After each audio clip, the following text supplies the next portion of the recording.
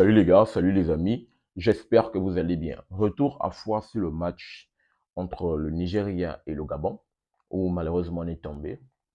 On a reçu la douche froide, comme je l'ai dit dans mon débrief. On a perdu un match compliqué, 4 buts à un match difficile. Comme je l'ai dit, le score n'a reflété en rien la physionomie du match. Je vais faire un retour à froid par rapport à cela, parce que je pense que, voilà, il y avait tellement de choses à dire. Déjà dans mon débrief, de ces matchs, je ne suis pas revenu sur la petite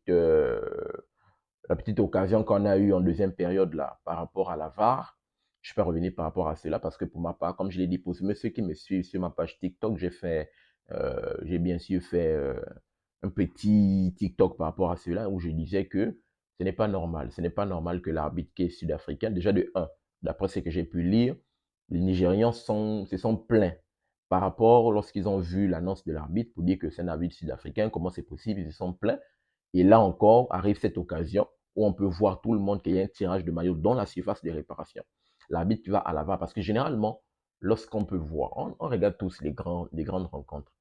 Si l'arbitre ne siffle pas de pénalty, il est appelé à la VAR, c'est que la VAR juge que l'action qui est, comment dire, l'action qu'ils ont regardée est bien sûr assez compliquée. Donc généralement, lorsqu'on t'appelle à la VAR, c'est que logiquement, tu dois accorder le pénalty. Et même là encore, ok, tu as le droit de refuser, mais pour voir une occasion où on voit comment il y a un tirage de maillot, ça te prend 5 à 6 minutes. Pourquoi autant de lenteur?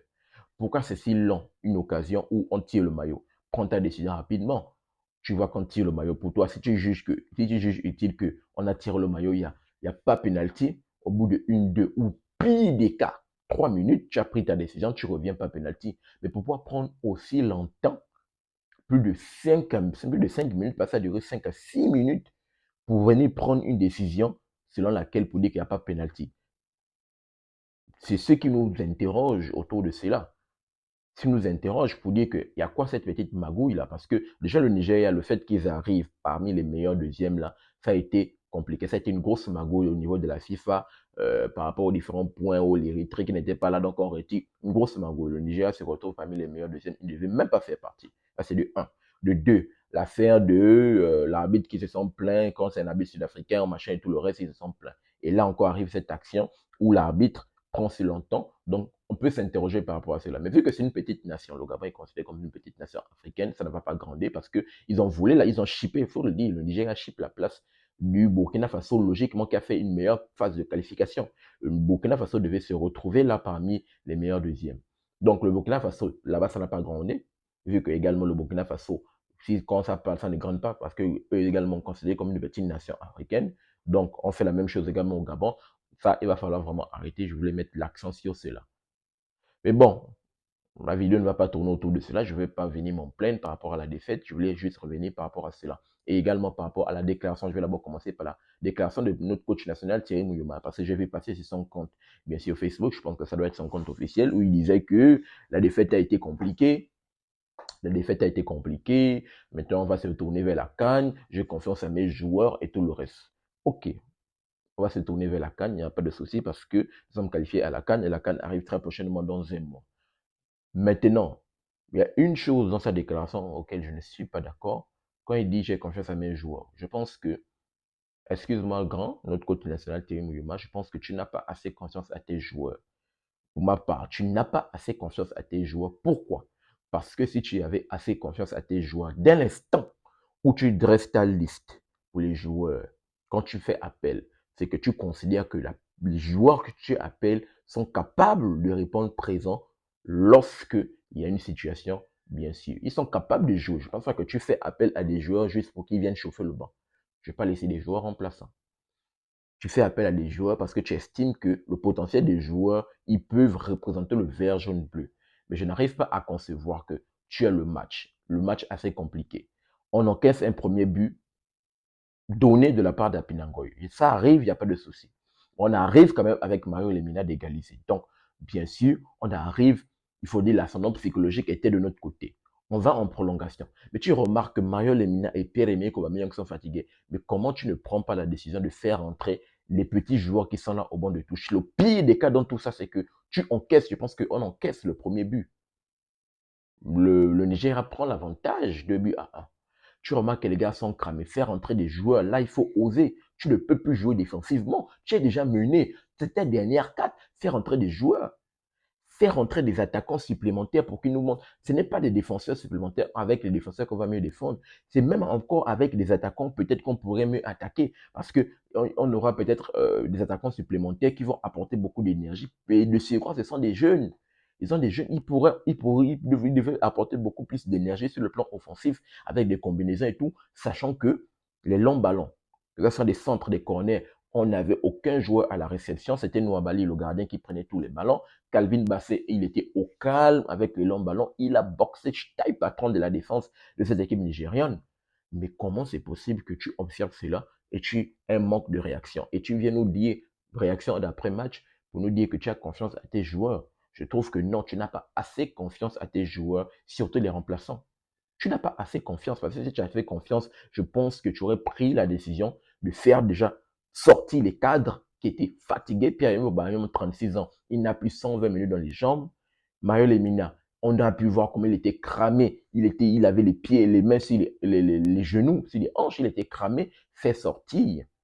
Tu les fais sortir et tu fais rentrer la jeunesse pour qu'elle montre des choses. Tu fais rentrer des attaquants supplémentaires. On devait finir le match à 4 attaquants. On ne devait pas finir le match à 6 défenseurs. Donc vraiment, c'est la déclaration avec laquelle je me suis indigné lorsque je l'ai vu. Je trouve que ça ne concorde pas. Les mots que tu as pu dire ne concordent pas avec les actions que tu as posées dans le match. Je voulais vraiment revenir par rapport à la déclaration de notre coach national, Thierry Moyoma, mais également, et parce qu'il n'y a pas que ça, revenir également sur le fait qu'on se rend compte bien sûr qu'on n'a pas une profondeur de banc. On n'a pas une profondeur de banc, donc du coup, pour les matchs directs, on aura du mal à tenir un match en longueur. Parce que là, on va à la CAN. OK. De 1, il va falloir déjà sortir des phases de poule. On est dans le groupe de la mort, on a le Cameroun, on a la Côte d'Ivoire, on a la Mozambique. Mozambique, je vais le rappeler, ce n'est pas une petite nation. Mozambique, bien sûr, montre une belle régularité lorsqu'elle participe toujours à la CAN. Mozambique, je me rappelle bien, je pense, du côté de la Côte d'Ivoire, le Mozambique a tapé cette équipe de l'Égypte. Ils étaient dans le même groupe de l'Égypte, mais voire même du Ghana, je pense bien, de mémoire. Donc, Mozambique, ce n'est pas une petite nation. Il va falloir faire très attention. Si ce n'est pas en Côte d'Ivoire, ça doit être au Cameroun entre les deux, en tout cas Mozambique là. Donc, il va falloir faire très attention. Déjà sortir de la phase de poule, parce que là, ok, la prochaine épilogue, c'est la CAN. Bien se préparer. Essayer de préparer également en profondeur de bon. Qui dit préparer la profondeur de bon, c'est d'aller chercher les pépites, même dans notre championnat local. Le championnat local a été mis sur pied et continue. Il va falloir aller chercher des pépites parce qu'il va falloir prendre la relève pour les cadres là. Ils sont en train ils ne peuvent plus tenir en longueur. Ils doivent maintenant accompagner les jeunes petits là. Il va falloir vraiment avoir une profondeur de banc. Il va falloir maintenant avoir une grosse préparation parce qu'on se rend compte que si on arrive dans des matchs à élimination directe, donc si on arrive à sortir la tête de l'eau des phases de poule de la CAN, ça va être difficile pour les huitièmes de finale, quart de finale. Ça va vraiment être difficile. Parce que tenir un match en longueur, avec l'équipe qu'on a, on est complètement cramé. Et pourtant, on a un bel effectif, on a une belle régularité. Tu nous as déjà montré face aux jeunes, que tu es face aux jeunes équipes, que tu arrives à quand même à les battre, les jeunes équipes. C'est incroyable, c'est quand même à saluer. Mais on se rend compte que dans le top 10 national, c'est difficile. Aucune victoire face au top 10 national. Il va falloir vraiment que, voilà, que tu élèves le niveau, tu élèves ton niveau au niveau par rapport à tes joueurs, par rapport à la tactique proposée, par rapport au choix des joueurs que tu fais entrer. Parce que c'est important, là, ça relève bien sûr de ta capacité, mais également par rapport aux joueurs qui jouent sur le terrain, il va falloir qu'également ils mouillent le maillot, aux remplaçants qu'ils élèvent le niveau et arrêter de faire en sorte que l'équipe nationale, maintenant, c'est une équipe de frangins. Parce qu'on se rend compte que l'équipe nationale, il n'y a que des frères, il y a que des frères là-bas. Les frères Oyono, les frères Marcolino, les frères Lemina, les Aubameyang, les frères... C'est quoi? C'est pas une équipe nationale des frères. Allez nous chercher des joueurs. Il y a des pépites gabonaises. Allez nous chercher des joueurs. On veut voir des joueurs qui mouillent le maillot. Parce que oui, on a une équipe assez incroyable. On a une équipe prometteuse. Et on ne va pas tout jeter par rapport au travail que notre coach national Thierry Moïma a bas. On ne va pas tout jeter. Il va falloir que tu te remettes, le grand se remette complètement en question pour vraiment élever le niveau par rapport au top 10 national. Donc, si je pense que peut-être il y aura encore une autre trêve internationale pour les matchs préparatoires, par rapport forcément aux matchs amicaux. Il va falloir bien se préparer par rapport à la CAN et surtout regarder œil dans œil.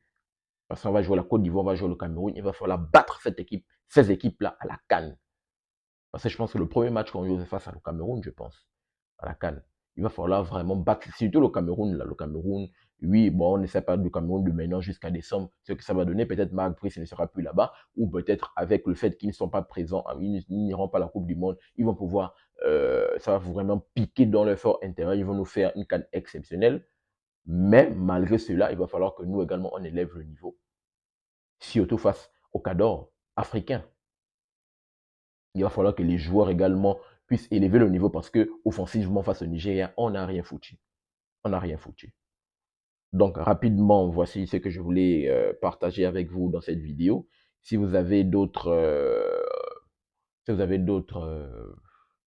choses par rapport à partager par rapport à cela, d'autres leçons à tirer par rapport à ce match, je serais très ravi de vous lire. On va en discuter dans la rubrique commentaires. N'oubliez pas de vous abonner, de liker, et surtout activer la cloche de notification pour ne manquer aucune de mes sorties. Peace. Très bientôt les gars.